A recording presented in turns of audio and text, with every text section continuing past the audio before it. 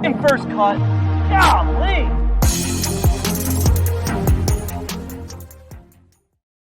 Welcome to the First Cut Podcast. I'm Rick Gehman, and this is our major predictions bonus hot takes episode where we get to look like fools 6 months in advance. And joining me to break it all down, Mark Immelman is here. Mark, welcome. Yes, nice to be with you guys. Looking forward to 2022 already. Can't believe it. I felt like this break was so long after CBS Golf ended, but all of a sudden we're near the end of the thing, and the new year is around the corner. What's the first CBS event, Torrey Pines, and we finish on a Saturday because there's AFC football on a Sunday.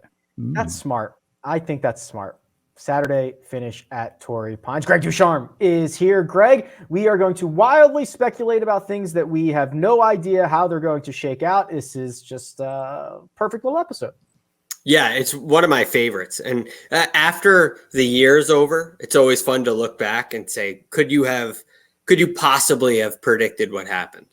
And nothing is quite like 2020. We did this I like to think if somebody said there will be who's your open champ? There will be no open champion this year. You'd be a fool.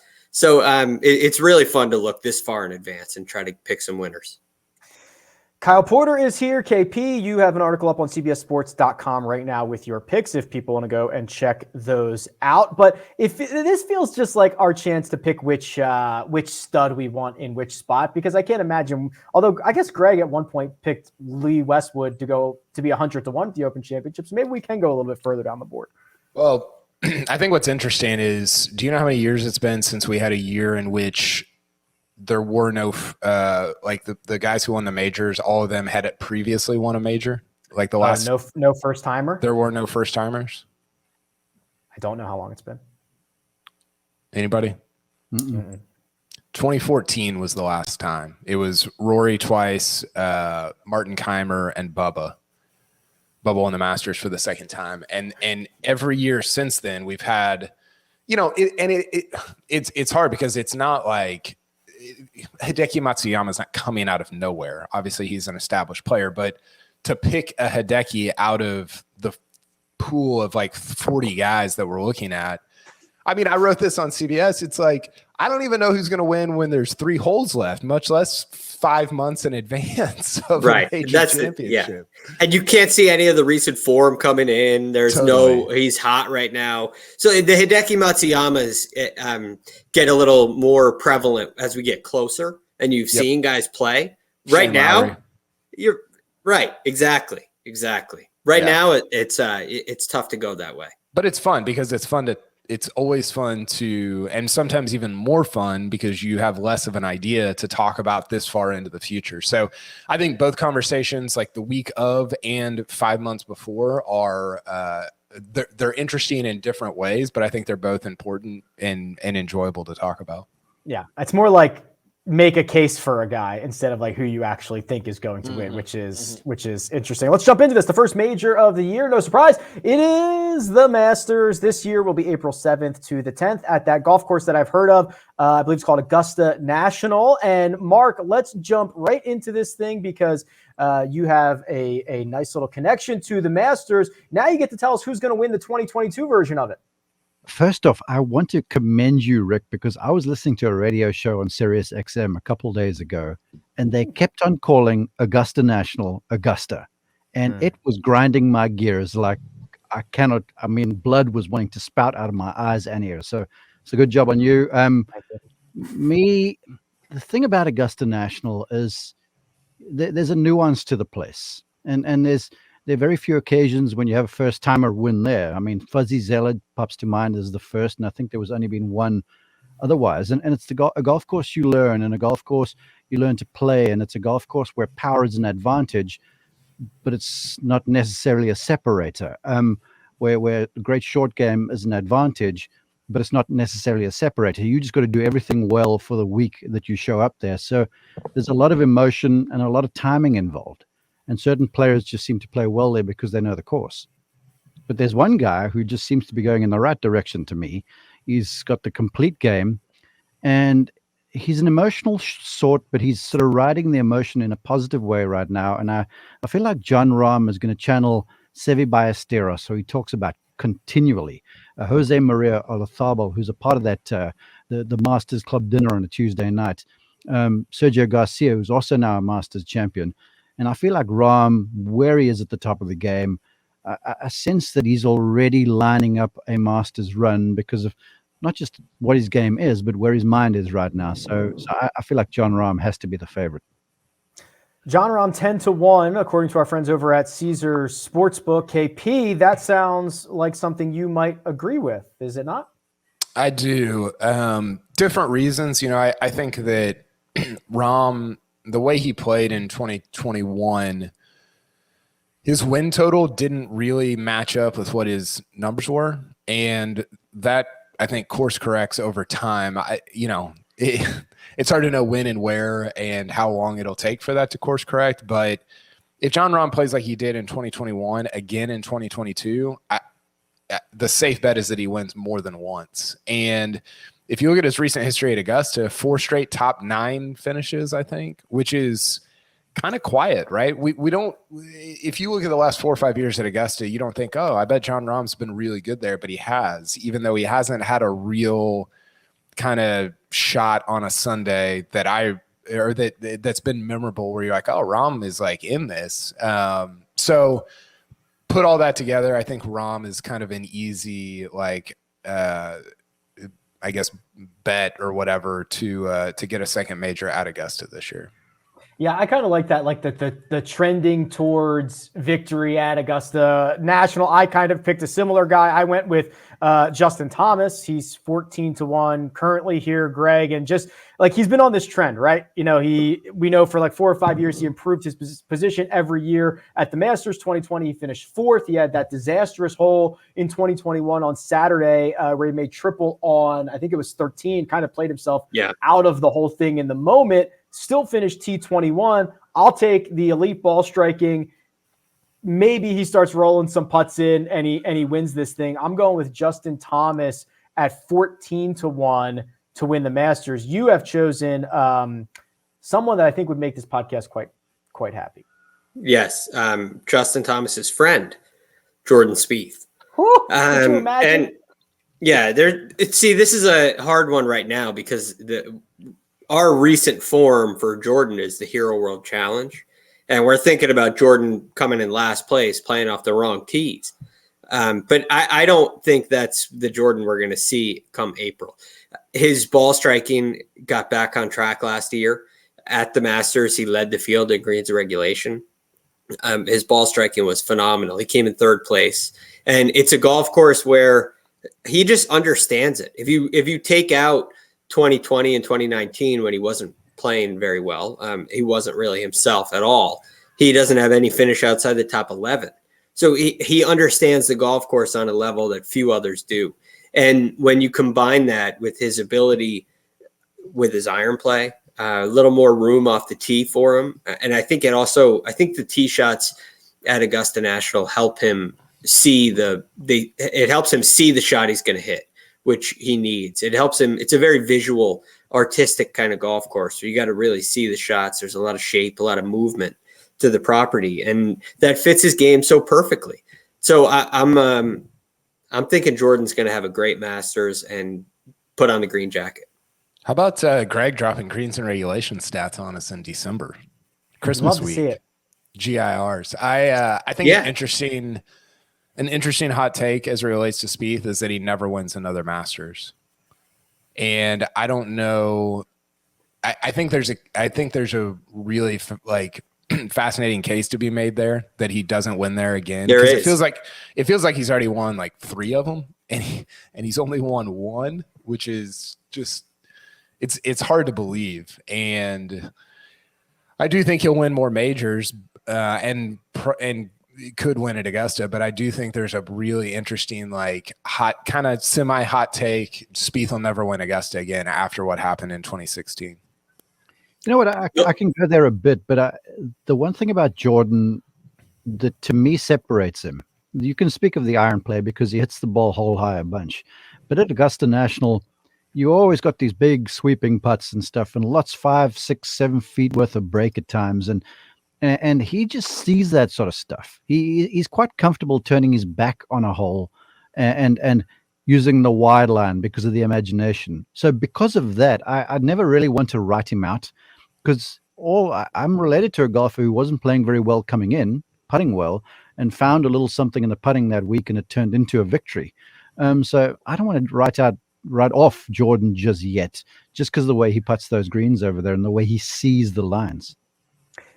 The complete opposite style might be Bryson DeChambeau. That to me, Greg, is like the most fascinating. Like, what is Bryson going to try to do? One, like, is he just going to continue to try to bring the course to its knees, which has not particularly worked out great for him? But that to me is going to be fascinating when we get down there for our first major championship is Bryson DeChambeau. Yeah, it's difficult because Bryson tries to, and I admire him for this. He tries to crack the code everywhere he goes. What's the key? What's the way to beat this golf? How do you unlock this golf course? And I worry that Augusta National doesn't have that, because there's so much unknown with all the elevation change, the importance on distance control, which is an area he struggles with.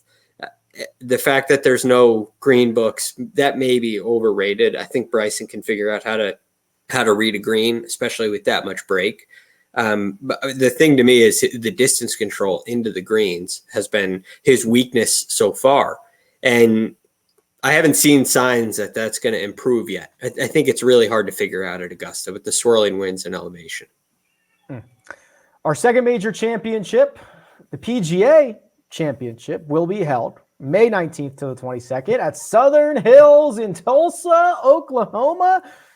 Oh, I've got a guy for this, but I'm going to save it. KP, please tell us who 6 months in advance you believe is going to win the PGA Championship. I'm going to go with DJ. DJ gets his third, joins Padraig Harrington, Jordan Spieth with 3. Although Spieth wins Augusta, Spieth would have 4. Here's the thing with DJ. He gives himself a lot of rips at winning majors. He hasn't converted a ton of them, but Justin Ray had a great stat during Torrey last year. Going into after 54 holes, do you know how many times DJ had been in the top 5 on a leaderboard after 54 holes over the last 11 years? So basically since his career started in 2010, how many times had DJ been in the top 5 after 54 holes going into the final round? Probably a lot. So what, 44 majors about? Yeah. 42. Yeah. Well, I would say 25. In the top 5? It sounds like a lot. You think that's a little? I was thinking about half the time. I thought it was a lot because 22. Kyle's So 25 is half of 25's too high. 22. 12. 13. Okay. Which is to me it's a ton. It's a ton.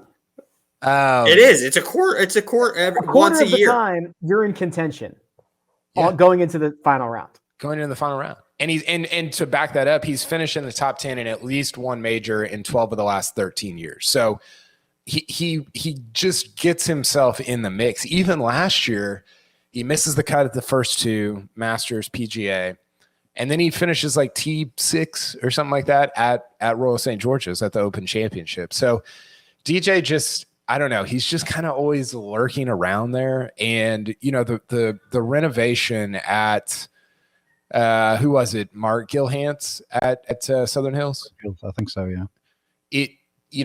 I was reading about that a little bit, and it seems like, Southern Hills is a place that is so hard for us. But then, last time there's a major there was 2008 when Tiger won, and he shoots 60. Was it 2007? Yeah. He shoots 63 on, I think it was Friday, and so it's just it became a place that those guys could just go get. And I think you're going to see a little bit. It's not going to be Oakmont, but it's going to be harder. And I think that plays to somebody like DJ. It's to his advantage when courses get harder like that. So, I like DJ to win the PGA at Southern Hills.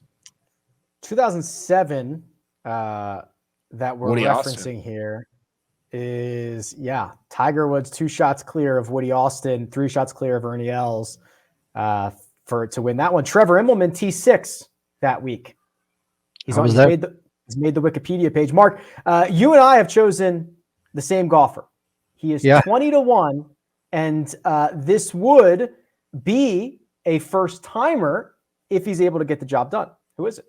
I think a lot of conspiring circumstances here that are lending themselves to Victor Hovland playing well.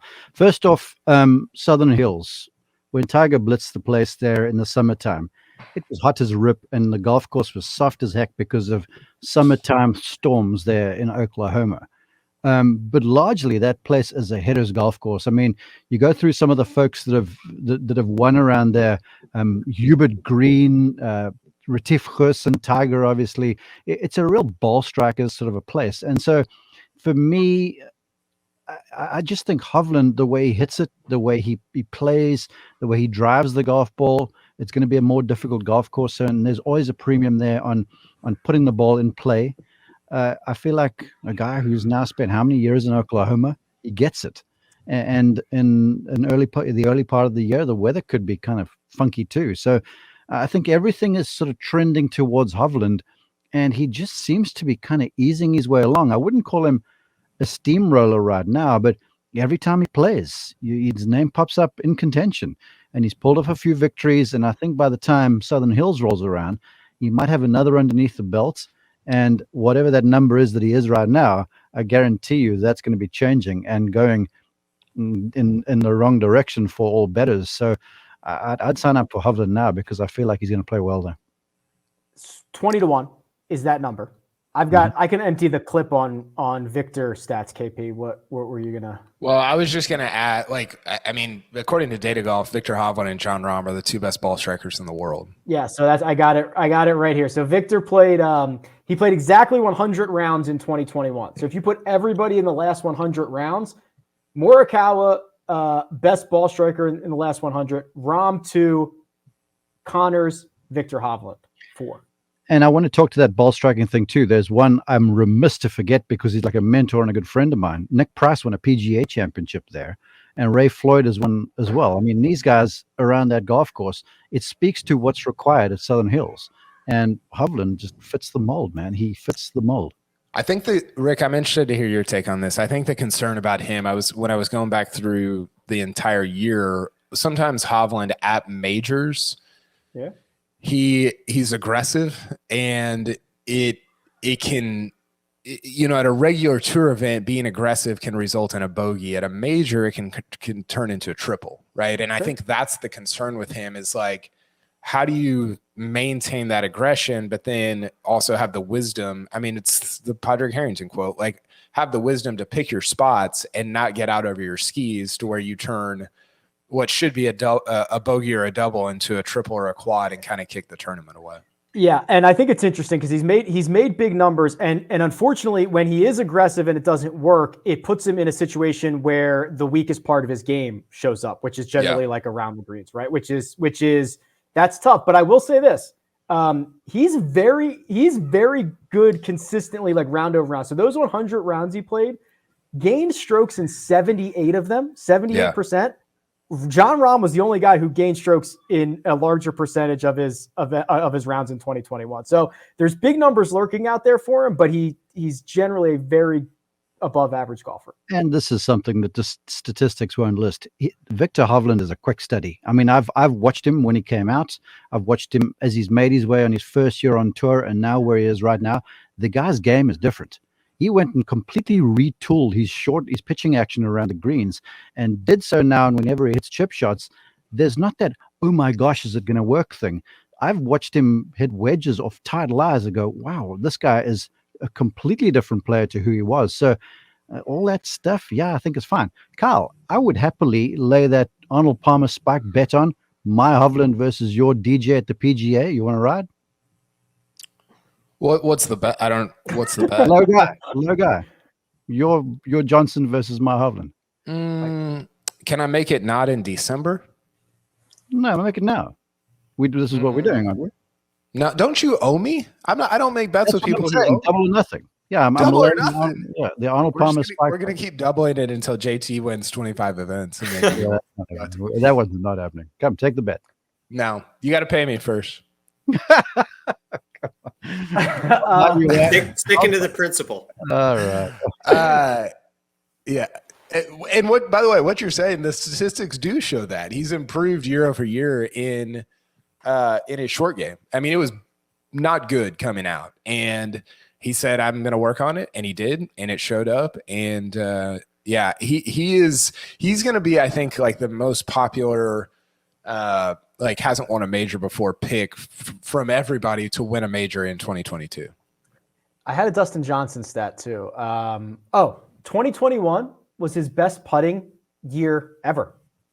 That's kind of interesting, isn't it? We have to stop with people saying, "Oh, he's, if he could putt," it's like I know he's a really good putter. That's how I stumbled on that. Is I was like, this guy stinks. I bet you it's just the putter. And I went and looked it up. I was like, nope, it's not. Yeah, that's yeah, and he's had a few really good years over the last 5 or 6 with he's become like a top 30 or 40 guy on tour in putting. Well, he uses the silver one from Taylor. The silver putter, yeah. Of course. Dustin Johnson 14-1 for Kyle. Mark and I have gone with Victor Hovland 20-1. Greg, his name's come up a couple of times. Oh, sorry. That's okay. It has come up a couple of times. He's very good at golf. Who is it? The best player in the world, Jon Rahm. Now, I do think a lot of the points that you guys have made support my Rahm pick. So I understand, and I like where you're all coming from with Hovland and DJ. I really like it because I think the analysis is correct. The Southern Hills, although this is a PGA Championship, will be more reminiscent of past U.S. Opens there, in my opinion, than PGAs, because the PGA, as Mark mentioned, was so hot when it was in August, and it's a completely different ball game. In May, I expect it to be a little firmer, a little faster, and play much more challenging, and that just benefits Jon Rahm to me. I just think that it gives Jon Rahm a huge advantage, because as long as he is off the tee, he's incredibly accurate, and he's an incredibly good iron player. And then when you get to the short game where Victor Hovland's improving, which I like, it's great, he's improving, but that's Jon Rahm's strength. He's a savant around the greens, and he doesn't have to worry about it. So every part of his game is so secure. I feel like at a place like Southern Hills, it's a perfect venue for him. It's a complete test of your game. And I think that means you're going to see the best player in the world win in Jon Rahm. How about the run of PGA winners we've had? JT, Brooks, Morikawa, Phil. Pretty good. It's pretty awesome. Yeah. Hovland. How far? It would fit. Here's a warm-up question for trivia, KP, something will come out later in the week. How many miles from Stillwater, where Victor Hovland resides, to Tulsa, Oklahoma? So I made this drive a bunch because my sister played soccer at Oral Roberts while I was at Oklahoma State. Okay, so you should know. I think it's like 70. So it depends which route you go. If you take US 412 West, it's 70.2. Yeah. But there's a shorter way on the 51, 62.8, according to Google Maps. But I guess I trust you because you've actually driven it, and I am Googling it. 51 is, you don't want to take that. There you go. It'll take you longer, even though it's shorter. You see, Rick, that's the insider knowledge versus the statistics argument over there that Cal's just shared. Yeah, he's like, they've got the inside info, Playing golf in a spreadsheet versus watching it in front of your own eyeballs. U.S. Open at the Country Club, which, Greg, if it's just called the Country Club, like that's awesome. That's like pretty next level, right? Yeah, well, you better not be a new club and name yourself that, right? If you're like the first country club, it makes a ton of sense. So that they're one of the Country Club is one of the USGA founding clubs, which is pretty cool.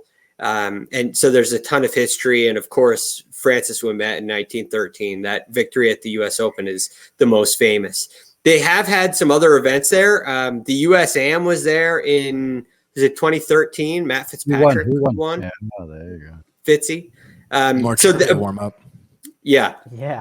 I was clearly looking at the wrong Wikipedia pages today. But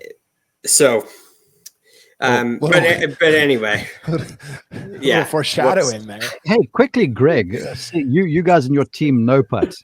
Who won the US Am at Southern Hills? There's some trivia for you. Ben On. And on. There you Yeah.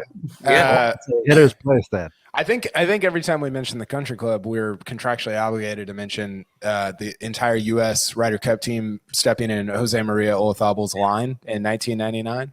Wow. Yeah, that was a little dicey. More than the team. I mean, the caddies, the wives, the whole lot. I think they just dug a trench. I think they dug a trench between his putt and the cup there. Yeah, little dicey. January 14th, 1882. That is when a, quote, group of men from Boston met to form the club. That's how old we're talking here. And do we know anything? It's like some initial research that I've seen seems like very small greens, kind of like a very claustrophobic type situation. Is that right? Yes. Single file, you better hit it straight. Oh, okay. Well, Greg, let's just stay here right with you. The U.S. Open, your pick to win and become victorious at the Country Club. May not seem like the venue type, based on the small greens and the narrow golf course, but I'm going to go with Brooks Koepka. And again, he plays these difficult golf courses really well too. And I couldn't really decide if I thought he'd win a PGA or a US Open. And I thought Rahm might be a slightly better fit at Southern Hills. So I think Koepka can win at the Country Club. Now, he has a short game that tends to show up in majors, although it's not phenomenal. It's not a strength of his. His iron play is what really is the strongest area of his game, especially when he's winning. And when he plays really well, I think back to Bethpage in 2019, he ran away with it approaching the green. And he led the field in strokes gained approach. So it's a really important aspect. It'll be important at the Country Club. Short game will too, scrambling will too, with the small greens. But you think about US Open rough, you think about the strength required, the narrowness of fairways. I trust Brooks Koepka on a difficult golf course like that. Obviously different golf courses, but in his last 7 US Opens, I need to remind you that Brooks Koepka has 5 top 5 finishes, 5 out of 7. Yeah. Also a couple of victories in there along the way as well. KP, you also have gone with Brooksy, the real one. The real Brooksy. Yeah, yes. the true and greater Brooksy. I mean, same. I think it's interesting. If you look at his last 3 U.S. Opens, he's lost to 4 guys. He lost to 1 guy at Pebble and 3 guys at Torrey, I think is it. That's it. Wait, is that? I think his last 4 U.S. Opens. Well, Wingfoot was in between, but he didn't play. He didn't play, right? So right. He wins Aaron Hills. He wins Aaron Hills. He wins Shinnecock. He loses to Woodland, and then he loses to Rahm, Oosthuizen, and Harris English at Torrey. Yeah. So he's lost to 4 guys in his last 4 U.S. Opens, and those are all very different courses. It's not just like these. It's not just like going to Bethpage and winning the PGA where only 5 guys can win it. It's going to a kind of a different place like Aaron Hills. Shinnecock is very different than Torrey, which is different than Pebble. So he kind of does it every way imaginable at US. I just think at this point, if you're not betting on Brooks to win the US Open, what are you like? What are you doing? And I finally came around to that after 4 years of it last year at Torrey. And again, he went out and finished in the top 5. So he's just been so unbelievable at majors in general. 8 top 10s in his last 10 starts, or last 11 starts, maybe 9 out of 11, whatever it is. Would you say the U.S. Open's his best major? For sure. Yeah, I would agree.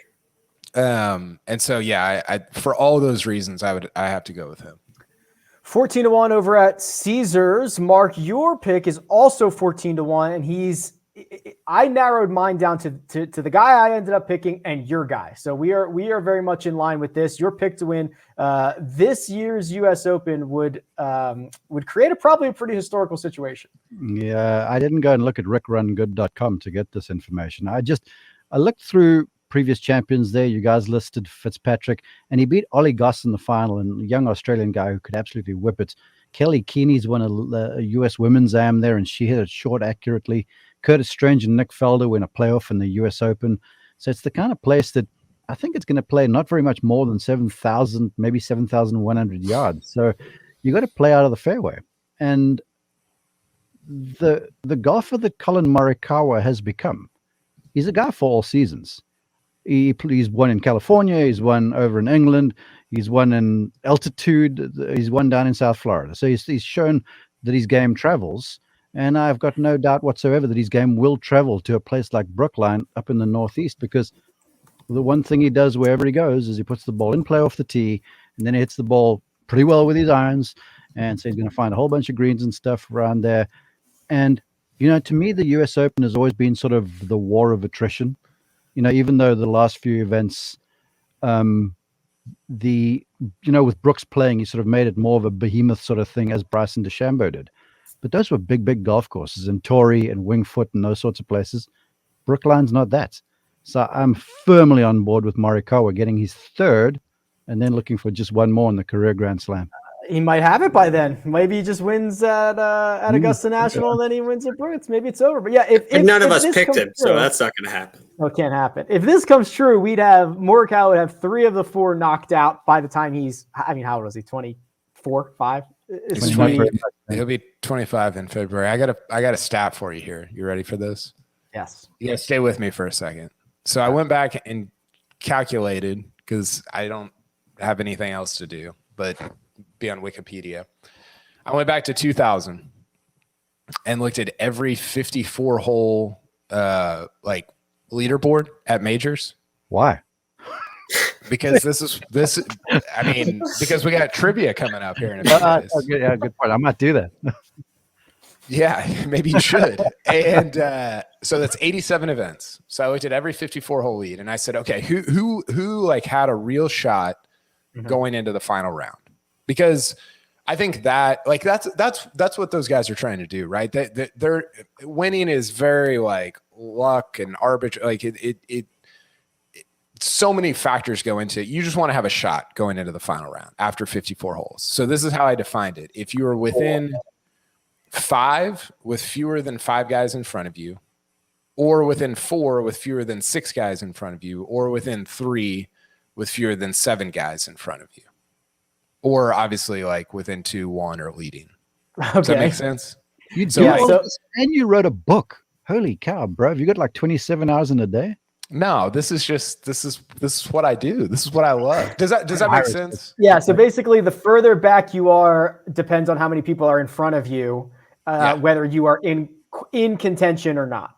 So if you're 5 back, but there's 10 people in front of you, that's not that's not a shot. You don't have any shot there. So that definition can be amended. There's only 4 or 5 guys that have won from not within that. It was Webb at Olympic. It was Els at Royal Witham. It was, I don't know, a couple others that I can't. It was one of Padraig Harrington's, Angel Cabrera at Oakmont was 6 back with 8 guys in front of him or something crazy. So all that to say, the guys that have had the highest conversion rate of they had a real shot and then they converted, Morikawa is 100%. He's 2 for 2. He's only had 2 real shots, and he converted both of them. PGA, he was 3 back with, I don't know, a couple guys in front of him. And then the Open Championship, he was, I think, 1 back with 1 guy in front of him. So he's 2 for 2. And the point that I'm making there is you can't maintain, he's going to be in it at other major championships and not convert. So he's not going to be 8 for 8 or whatever. By the way, Tiger in that time span, so since 2000. Oh no! You care to guess what he is? How many by my definition, how many shots he had and how many he won? So what's the time frame? Since 2000. Since 2000. Yeah, but most of those most of his wins he was leading after 54 holes. Yes. Yeah. So he gets credit for He's those, hardly though, too. all but one. 19. Yeah, he gets. Masters, yeah. Yeah, he gets credit for those too, obviously, because he's. I mean, if you're leading, you have a real shot. So since 2000, how many times has he been in that situation? Probably 40. 87 total events. So 40? 40, yeah. So I have him as 13 for 26. So half the time that he's like really in it going into the final round, he wins it. And some of that is like out of your control. Like somebody goes out and shoots 66 from out in front, you can't catch them. But I think it paints a picture of like, again, like you're one of the 6 guys on Sunday that can win it. Like Rahm, a good example is Rahm at Torrey. He's 3 back with only 4 guys in front of him. He's in it. Like he has a real shot, and he goes out and converts it at the very end. And Tiger in that time span, 13 for 26. Phil Mickelson, 6 for 20, which was pretty good also. Spieth was 4 for 10. Rory's 4 for 9. Rory hasn't really been in that, like, really had a shot at that many majors, and he's converted a lot of them. So anyway, I'm going to write that article later on. I thought it was interesting that Morikawa is kind of the overall leader of being 2 for 2 in the last 20 years. 14-1 to win the U.S. Open. I went with Jordan Spieth. I thought it goes like this. Everything I hear, these super small greens, Greg, where I almost was having flashbacks to Winged Foot, which is like when you make everybody play out of the rough, Bryson wins. When you make everybody play from greenside, Jordan Spieth wins. Now, I don't know how comfortable I feel with that, because the other scenario might be Morikawa just never misses a green and he wins this, but that was kind of the way that I bounced back and forth on these two. I really like it. The other guy that would come to mind would be Patrick Reed, which is kind of what has happened at Torrey Pines a little earlier in the year than the U.S. Open. So I love that Jordan Spieth option. It's a really, really good idea. 20-1 Jordan Spieth. The Open Championship, Mark, will start here with you. The Open Championship will be played at, of course, St. Andrews, July 14th to the 17th. And please, I like this. This is interesting. Mark, who have you chosen to win the Open Championship? That golf course loves a big high draw. The way the golf course travels out and then it travels back in, all the holes run adjacent to each other, and you've got those huge greens. 14 of the 18 are double greens, so that shows you how the golf course runs. And if you're going to miss, all the bunkering is sort of down the middle of the golf course. And if you're going to miss, Tiger's shown it, John Daly's shown it. You just bash the thing over the top of the bunkers. It's the easy line. You're playing almost out of the other fairways at times. And then from there, you can play some offense to those big greens. I've watched him in like howling wind there before, shoot 63.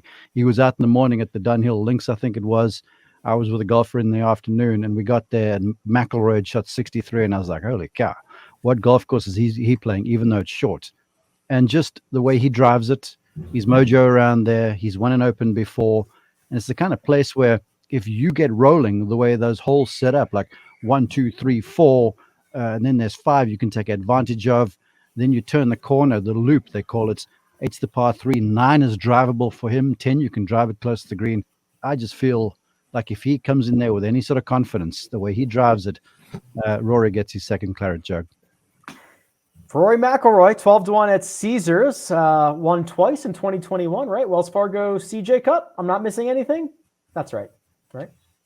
Yeah. That's right. And I got to say, Rick, you and I were both there for that CJ Cup. It was a different looking Rory that I saw playing, and the different Rory that I spoke to before he played. He just seemed like he kind of knew where he was going, and there was a quiet confidence about him and a real conviction. And there's nothing like a golfer who believes in what they're doing. Even if it's the wrong thing, if they believe that they're doing the right thing, these guys are going to find a way.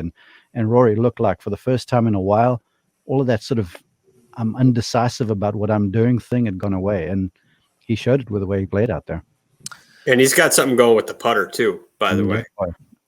Yeah, he does. I wish that I will regret saying this, and I don't want to say it, but 2021 was the first time where I was kind of like, I don't really I can't go into majors with any expectations for Rory anymore. I mean, he's he's been a non-factor for the last 8 years. And I mean, listen, like you guys have read and listened to me. I hope he wins all 4 in 2022, but I don't really believe I'm not going into any of the majors in 2022 really believing that Rory's going to win them. I hope he wins St. Andrews by 10, but to me with him at majors, it's more mental than physical. And it's a little bit of like, you got to kind of prove it a little bit before I really trust that it's going to work out at a major. Who did you pick, Kyle? I picked Jordan Spieth. Speaking of people that are difficult to trust. That'll be fun. You just shot a big hole in your entire argument, although it did sound very good. So Spieth, but he's been a factor. Yeah, I think Spieth is. So it really hit me this year. I don't think, and this is what I was alluding to earlier with Greg. I've always thought, and I think a lot of people have thought, like Spieth and Augusta, Spieth and Augusta, Spieth and Augusta. Like that's his domain, right? Like that's where he is like the king. And he's played well there, obviously. I think it's actually the Open Championship that like brings his best stuff out.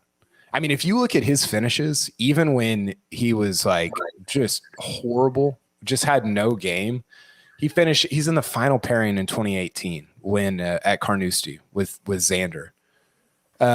When Francesco Molinari won, he finishes T20 in 2019 at Portrush. He had no game that year, and he finishes T20. He's so creative and so smart and so like the Open helps him forget about everything that's all the insane things that are going on in his head and just go play golf. And I think you saw that at Royal St. George's this year. He didn't end up winning, but he was really in it for such a long time. And he almost won St. Andrews in 2015, missed out on the three-way playoff by a stroke.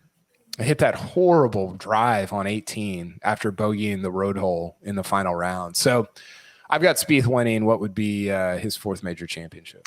4th major championship on the books for Jordan Spieth coming up this year. Mark, I think I got to get you out of here. Is that correct? Yes, sir. I got to hustle. I'm sorry, guys. Thanks, Mark. That's fine. Thanks, Good Mark. stuff, You can Mark. follow him on Twitter at Mark_Immelman. We will catch you next time. Thank you very much. Greg, I'm going with the first timers here, right? Kyle gave us a great stat about we're going to get some first-time major winners. Victor makes my PGA Championship card.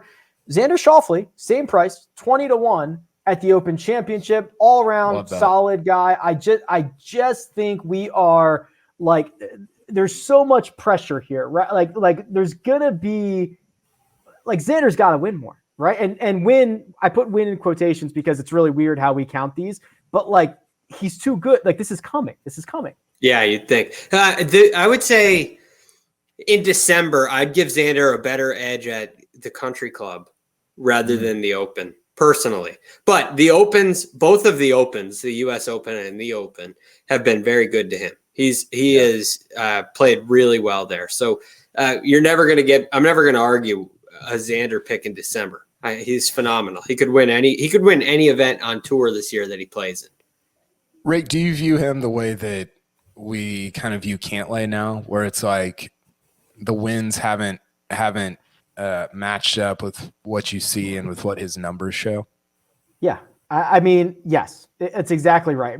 And Cantlay got the benefit of probably a win and a half, and Xander with the Olympics and the Tour Championship that he didn't win, but had the best score. That's like a shot and a half or 2 victories, off his record. So yeah, it's the opposite of Cantlay. They're there. Who ends their career with more majors out of those two? Ooh. I think it's Xander. I do too. Right? It's pretty His close. performance in majors has been a lot better than Cantlay's. It has. Yeah, and I think when you factor in their injury history, I think Xander's the safer bet. I mean, he could have if he birdies 16 at Augusta this year. Who knows? I mean, who can say? Always a fun game to play. No, we could do this for 3 hours and I wouldn't run out of things to talk about, information to discuss. But yeah, I think I'm probably Xander also. Ooh, Team Xander. Greg, put a bow on the Open Championship at St. Andrews and tell us who's going to win it. Mark mentioned that it loves a high draw. I think the thing it likes the most is a miss to the left. And so for that reason, I favor faders at St. Andrews because you can start the ball left and there's no fear. There's no risk. Whereas when you're playing a draw, in order to miss left, you got to overdraw it. And when players are at their very best, so we're talking about guys contending to win majors here, they're playing their very best. Their ball is, if they're hitting a draw, not going to draw enough before it draws too much. And it's going to fade not enough before it fades too much. Jack Nicklaus used to call that crossing the line. He would set goals. I don't want to cross the line more than, in 86, I think he said 6 times for the whole week. And so for that reason, I look to faders at St. Andrews. And Dustin Johnson comes to my mind. I feel he's due for another major. He, at St. Andrews in 2015, didn't he have a 36-hole record? Yeah, he shot 65, 69. Torched it and then fell apart over the weekend, which was finished T49. Yeah, very, very disappointing. But I feel like Dustin will get another crack at St. Andrews this year. Many of the reasons that Mark mentioned about how you can get on a run there with the driver, I feel DJ can there as well. And really, more than anything, I love the way that DJ drives the ball. I think it's going to be a really good fit for the Open, especially at St. Andrews. But I can't leave Dustin Johnson off of my list. There's only 4 spots. So while I do think St. Andrews is a great venue for him, I know he's going to win one of these 4. I feel that. I feel this. I felt this coming this year too. And so I can't leave him off the list. And I think the Open's going to be a great shot for him.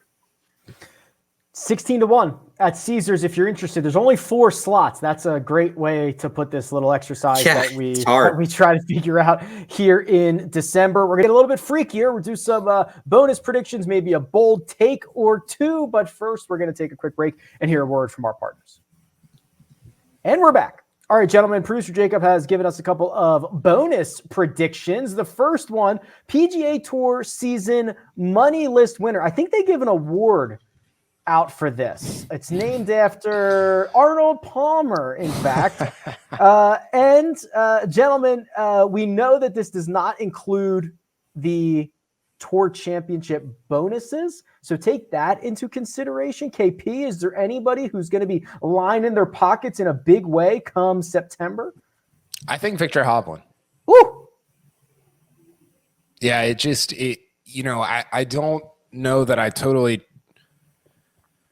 trust him at majors quite yet. He doesn't have a top 10 at a major yet. That doesn't mean he can't win one. Patrick Reed won his first without finishing in the top 10 previously. So that obviously can happen, but I do trust him a lot at regular tour events. And, we've talked about this, one of the best, if not the best ball striker in the world. And yeah, I think he's among the 5 or 6 guys that can win that money list. He plays more than some of the top guys also. He does. That would be very fun if Victor could get it done. The average last couple of years, about 7-8 million or so, probably good enough to get it done. Greg, I went with Justin Thomas, and I feel like. Do you think he's going to win back-to-back players? Is that? That would help. Listen, he has won the money title 3 out of the last 5 years, which is probably surprising to most people because he has the one major in there and the players obviously, but he piles cash. He absolutely piles cash. The year he didn't win it in the middle was the 19 season. I think that's the year he wrapped his club around a tree at Honda and missed a bunch of starts and kind of ruined. I think you're right. Lost a lot of momentum. So I just low key think people don't realize how much money this guy makes. He's there every year, and I'm again blown away when we talk Justin Thomas because there are so many. He's this superstar that stands out to me because there are flaws in his game that are very clear. I mean, I saw it at the PNC Championship. You watch him putt, he's going to miss to the right. He does it constantly, and he's Rick's favorite thing. And he wins the money title, and he wins the Players, and he wins and wins and wins. He's number 6 in the world, and it feels like it was a down year. It was a down year for him. So he blows my mind. He's got the driver issues, putter issues, and he's one of the best players in the world. But I think what happens to him, it kind of actually shows up in his finishes. He hasn't performed as well as you would think at the majors, and I think the majors exacerbate those issues that you're talking about, right? So yeah, he's such a good ball striker that he can get away with some stuff at a BMW or a Northern Trust or even like a Kapalua or whatever, but at a Southern Hills or a Brookline, like you can't. And I think that's why his major record sometimes doesn't match up with what you see on his PGA Tour resume. Greg, who is going to make the most money this year? I am going to say Colin Morikawa. And the reason is I think he's going to win the Players. And I think that's kind of a fast track to winning the money title, because you went 3.6. So I'm going to say Morikawa wins the Players. Morikawa wins the money title. All right, we are up against it here a bit, so we're going to go pretty quickly. Here's a fun one. Tiger's first major back. KP, I think you and I are probably on the same page on this one. What do you think it's going to be? Old Course, 150th Open. I want to be there. It makes too much sense for it being further in time than Augusta National. Obviously, an easier walk, one of the better Open Championship setups for him. I think, KP, you had mentioned he's going to get the Masters forever, right? He's going to get that. There's no reason to rush back for that. Probably the last crack at the Old Course. Greg, any thoughts on this little fun one here? Tiger's first major back. The Masters. Oh, this year's. I think that's. I mean. I think the more I see him, the more I think it probably will be Augusta. That's what I think too. It doesn't. You've said it, Kyle. He was hoodwinking us. It feels. I think I can guarantee. I got the wool pulled over my eyes. Yeah. I think we can safely say it's not going to be a U.S. Open. Did you watch him play? Did you watch him swing? I mean, the thing he's got to overcome is the walk-in. It's just hard for me to envision this addiction with the game that he has, this addiction with getting better, the addiction with not taking a day off. From here until he will make much faster progress than anybody else. And he's doing it again already right in front of our eyes. He's proving us wrong.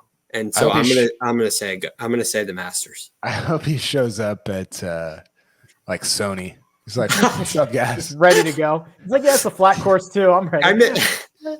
Can you not put me in Kevin Na's group? I'll play with whoever else you want.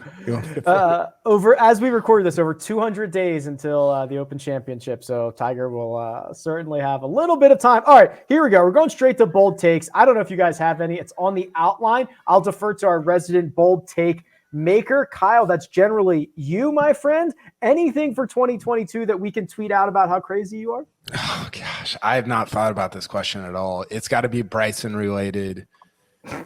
I don't know. Do you have anything off the top of your head, Craig? Well, it's kind of what I just said. So I think this was a late add to the rundown. So I'll defend myself in this way. I'm going to say Tiger Woods plays the Masters. Okay. And do you think that's bold enough? I think that's pretty bold. Yeah. I think it's pretty bold. Yeah. Thanks I'm going to go with that for just throwing this at us at the very end. Tiger and the Masters, I think, is a good one. I think Bryson, not contending at any majors again for a second straight year. Well, I guess he sort of contended at Torrey, but not really. 63-hole leader. Yeah. He finished T25. I think that would be mine. Like, he doesn't contend at a major again in 2021. The thing that's so interesting about him, I'd believe anything. Again, this time last year, I said he'd win the Masters by 5, and he goes out and shoots 73 in the first round. And both are very believable. And that's why he's so interesting to talk about and so intriguing as the year goes on.